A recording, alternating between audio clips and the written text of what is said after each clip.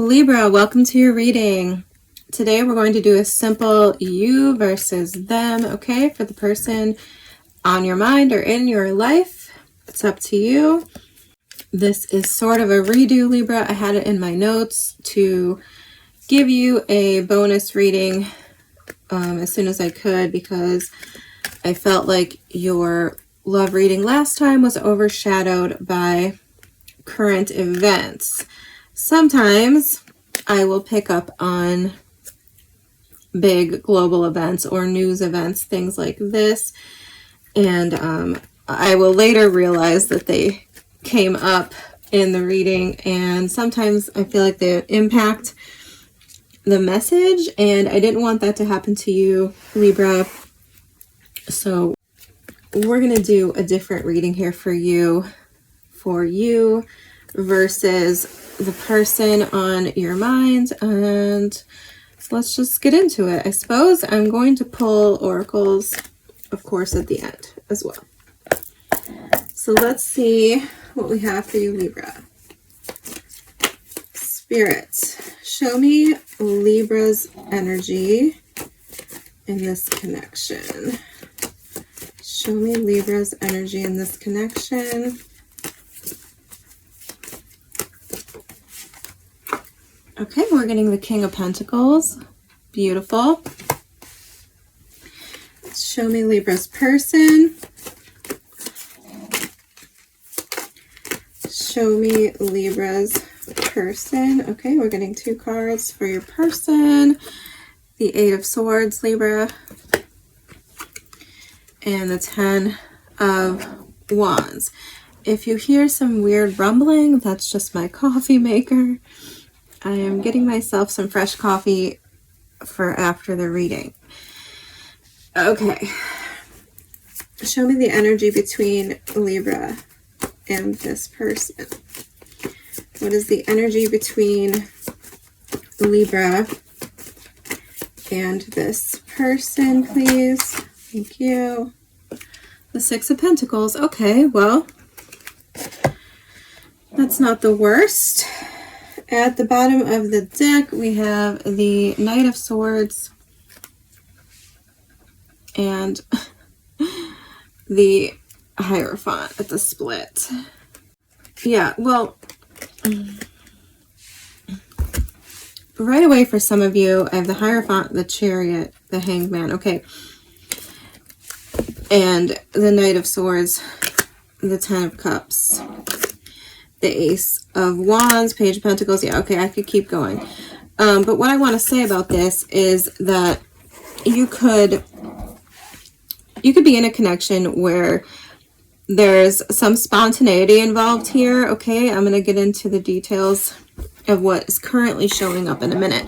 But this could be sort of a connection where all of a sudden you're going to hear from this person, or all of a sudden, like, this person's going to change their mind, or maybe this is you being impulsive, okay? I can't really be sure of that. Or, on the flip side, this could be someone who's a little, like, wishy-washy, goes back and forth on whether or not they want to start something. Like, one day this person could be like, you know, I want to get married, you're the love of my life, you're everything I've ever wanted, and then the next day they could be kind of like making excuses and be overwhelmed by the whole concept of it all. Okay. Okay, Libra, I had to wait till that coffee pot was done. That was way too loud. I didn't even think of that when I hit the start button right before I came to sit down. I didn't even realize that it would be that loud. And I'm sure you can hear it on the camera. So we're going to start clarifying now. And we're going to look at the King of Pentacles here for you, because I have mixed feelings about this. Why is the King of Pentacles here for Libra? Why is the King of Pentacles here? Thank you. The King of Pentacles. So basically Spirit saying that they're not going to help me. Can I get one more, please? And you're not allowed to say the King of Pentacles. Why is the King? Thank you. The Hermit. Okay, we'll talk about it, Libra. You could have Virgo in your chart, or maybe you're dealing with a Virgo.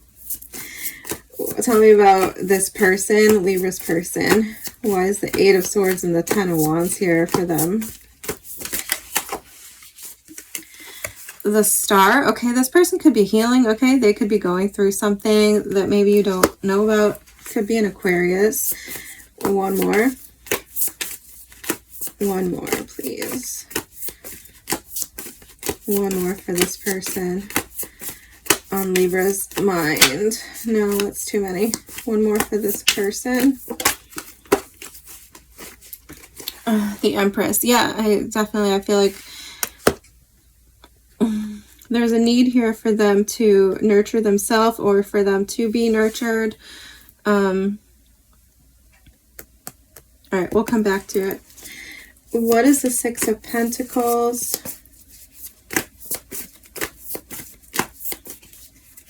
What is the Six of Pentacles between Libra and this person? Tell me. I don't know if I like how that came out. The Naked Heart. Okay. One more for the Six of Pentacles. Thank you. The Queen of Swords. One more, please.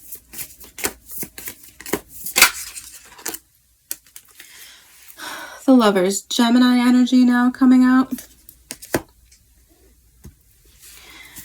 And at the bottom of the deck, we have the Fool. Yeah, I definitely don't think this is a hopeless connection, despite the energy of your person, okay? I mean, I have problems with both of you a little bit. Let's start with you, Libra. King of Pentacles. Beautiful card of commitment, stability, right? This is the guy you want if you are looking for a long-term relationship and monetary stability, right? Great card. I love it for relationships and commitment. However, the King of Pentacles, this is why I said I was torn about it. The King of Pentacles can be very stuck in his ways. He can be very narrow-minded. This is Taurus energy, okay? It's clarified by the Hermit, which is Virgo energy, and himself, the King of Pentacles, in the other clarifying deck. And all of these cards, notice the turtle, okay? You need to see the visualization here. The turtle, and this is like, I don't know, is this a bison? So very slow, very stubborn energy I'm getting here. And what the King of Pentacles can signify is somebody that doesn't want to change, that is sort of stuck in their ways and only sees things sort of in one way. And it can also, you know, obviously with these clarifiers here, it can talk about somebody who's very slow to commit, very slow to open up, and things like this, okay? Not typical Libra energy from my vantage point, but it is showing up for you here. Flip the roles if that makes more sense to you. This person is also problematic, okay? But similar energy actually to like the Hermit and the King of Pentacles, because this person also is burdened and putting a lot on themselves, similar to that energy. And part of this person's problem, I think, is their own mind. Okay, the Eight of Swords for me can talk about excuses. So if this is your person, they could be somebody who comes up with a lot of excuses, like they're busy at work, they're, you know, too busy, too many things to do, too many responsibilities, and they can't really see their way around it. They can't really see out of it. It's like, but it's like they kind of put themselves in that position. Okay, this could have to do with their mother. If they have a mother who has issues or who needs assistance, something like this, they could be overcommitting to their mother. They could have a mother wound, okay, which for me right now in this reading is manifesting as like somebody who isn't willing to accept care or help somebody who is committed to doing things their way and to taking on every burden for themselves without assistance. Okay, that's kind of what I'm getting here. And whatever this is, I think this person does need assistance, okay? Whether it's healing a mother wound, helping a mother literally in the real world, helping a mother heal, or whether it's just understanding how to take care of themselves, how to best love themselves. That's probably the more broad message I'm feeling here, is like this person doesn't necessarily know how to love and nurture themselves, but yet refuses to let anyone else be responsible for that or to contribute to their well-being and happiness. I feel like it's like this is like a self-made independent person who isn't very open to letting anyone else like help them or support them. Okay, and I mean both of these energies are kind of opposed to establishing like a real open connection, and I feel like that's what's needed here. Okay, the Naked Heart and the Queen of Swords, this is like both of you. The Six of Pentacles tells me that this is both of you, because this talks about equal exchange. Okay, like ping pong, tennis, one person gives, the other person gives back. This is what's needed here between you. I feel like you have this to an extent already, but it might just be sort of like communication with the Queen of Swords and the Naked Heart. Like maybe you guys have really good conversations and you kind of like pour your hearts out to each other. You're very vulnerable with each other, and it goes both ways, and that's a beautiful thing. But like with the Lovers, this is giving me like a need to sit down. Like, okay, for some of you this could be like an online connection, okay, or just a connection where you don't spend like quality time. This is what I'm getting off of the Lovers here. It's like this need for quality time, face to face, and some sort of I'm trying to help you here because I know Libras are usually very good at communicating, and I feel like there's a need to communicate, potentially on your part, like your similarities. Okay, I feel like maybe you might be aware more so than this person of how similar you are, like things that you share in common with them. You understand that. You understand this person's personality, like you understand the barriers and walls that they've put up and things like this. And I don't know, there's something here I'm trying to grasp for, Libra, where it's like there's a need for you to comfort them with that information. And I feel like this is coming from you, though. This is like you being vulnerable with your own story, with your own self, with why it is you identify with something they're going through, maybe specifically. I'm not really sure here. But yeah, there's like this need for communication. I feel like it should be face to face if at all possible. And it's potentially the case that it's like somebody needs to give, right? Like maybe you have reached out to this person. Maybe you have tried to connect with them. You have maybe poured your heart out to them already. And it's like waiting on them to reciprocate. I feel like there will be a reciprocation, okay? With the Lovers card here, I mean, this is a very auspicious card. So I don't feel bad about this connection at all. I just feel like maybe it needs more time for this person in particular to heal and to explore how to better take care of themselves, how to better accept love and care and things like this. And you might you know, if you want my advice on what you could do, Libra, it's kind of to, or whoever this person is over here, okay? This is kind of just saying, like, to be more flexible, to open up more, like I said, to be more vulnerable, to be more honest, not to be afraid to reveal, like, your true self, because I feel like this person, okay, and if you're dealing with an Aquarius, well, Taurus or Taurus, doesn't really matter to me. They value authenticity and are like mostly non-judgmental people, right? Like, I don't know. I feel like that's everybody. Like, every quality person is going to value your authenticity and vulnerability and honor that, not judge you for it. Let's get one more card here. Tell me something else about this connection. Okay, it's a lot of cards. The Devil, the Nine of Pentacles, the Ace of Swords. Yeah, Justice, there you are at the bottom of the deck. Justice, High Priestess, Ace of Wands. Okay, we have Libra, Pisces showing up. Capricorn showing up now. Basically, all the earth signs are showing up. And Aquarius, all the air signs, okay? Anyway, back on track.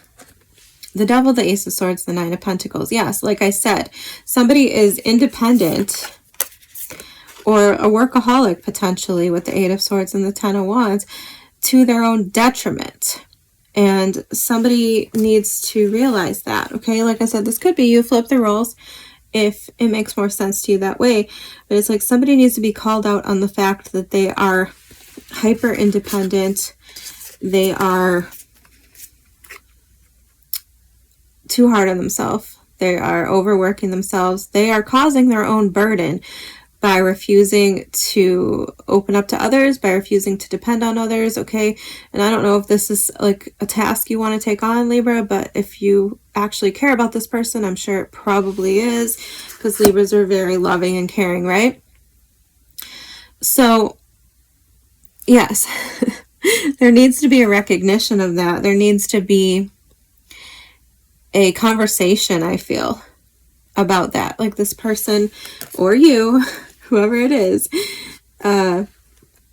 hyper independent and closed off to others. And I'm not sure if that's like an avoidant personality issue or like a mother wound sort of issue. It's like a trauma response, okay? And I think you'll get it. I think you get it, though. Like, I feel like maybe both of you are this way. Maybe that's why the Lovers is showing up, too. It's like both of you are this way. And, I mean, I think that's a beautiful thing. Like, I am that way as well. I'm also this way, so I get it.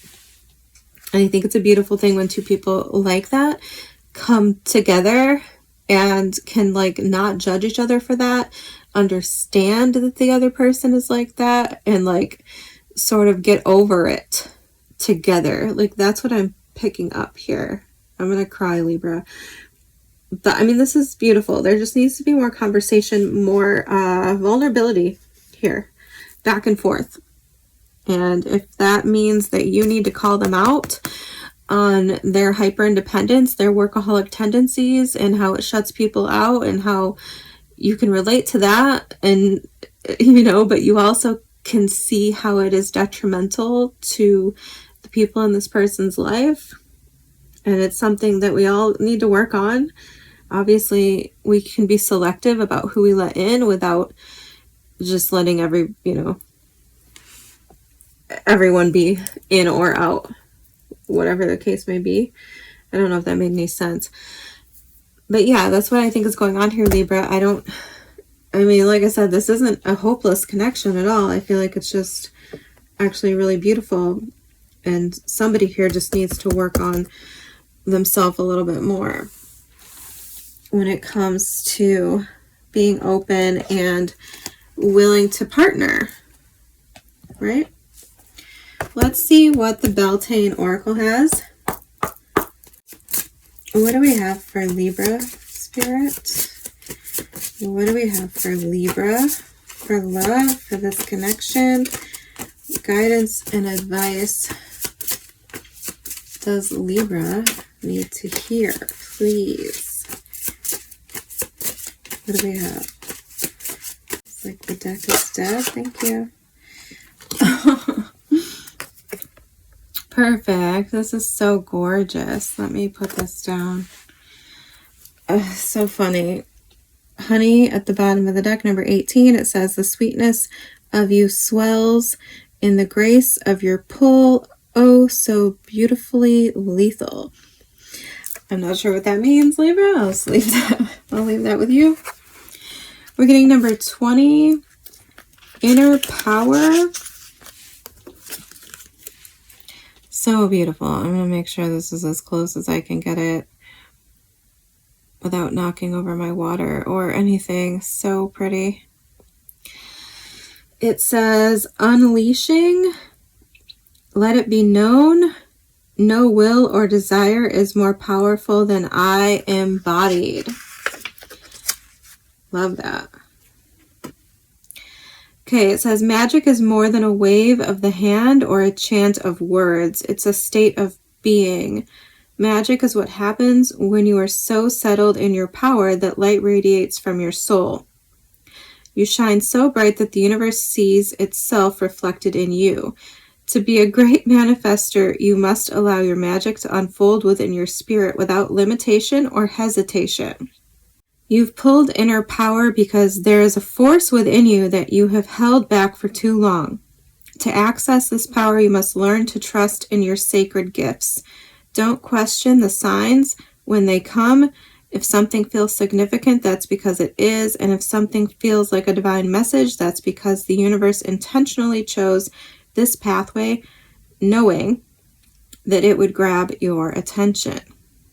Each whisper you embrace brings you one step closer to unleashing the totality of your manifestation power. Additionally, you are in a circle of manifestation when this card comes to a reading. Do not let this pass you by, for it is your power that drew this good fortune to you. Yes, well, this is kind of way off of left field here from what I was saying, but the essence is still there, right? Shine your light and be your authentic true self. You do have the power to heal others without it costing you your own resources, right? Like, you don't have to go above and beyond, Libra. You can just be your own healing, beautiful self. And I feel like that's all it takes to unlock the blockages here. I love you guys. Thank you so much for your support. I hope this helps you. I will see you soon.